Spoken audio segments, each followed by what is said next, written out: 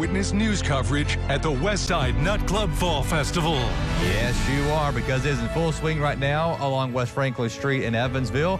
The delicious food is back, and so are the activities and the half pot.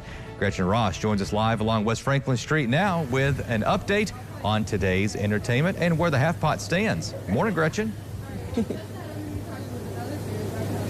Good morning, Joe. I am so excited to be here. This is just, like I always say, the best week of the year. It's Fall Festival week and then Christmas. Those are the best 2 weeks of the year. So exciting. Again, it's the 102nd Westside Nut Club Annual Fall Festival. And as you know, the half pot started early this year. It started last Thursday. And let's take a look at the board. Now I'm going to step out of the way so you can see the total. I know you talked about this last hour, Joe, but the total now stands at $358,440. We're on our way to $500,000. Could we hit it today? We're about to find out. So we're very excited. But we also want to talk about activities before we get to all the details on the half pot. So let's break that down for you today. As you make your way here for lunch, you know, here on Daybreak, we talk about our drive time jams. Now we're talking about lunchtime jams. You can enjoy music from Lindsey James Williams from 11 to 1 at the Benjamin and Anna Bossi Foundation main stage.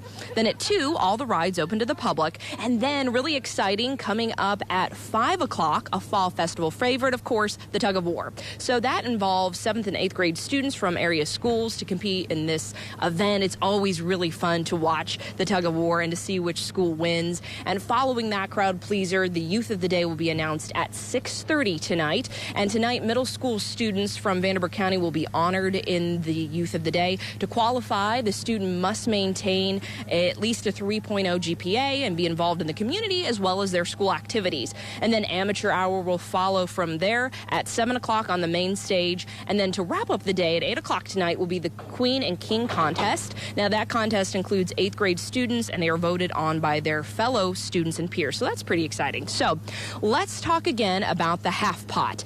Those ticket sales kick off at 5 o'clock at 5 booths along West Franklin, one you just saw there.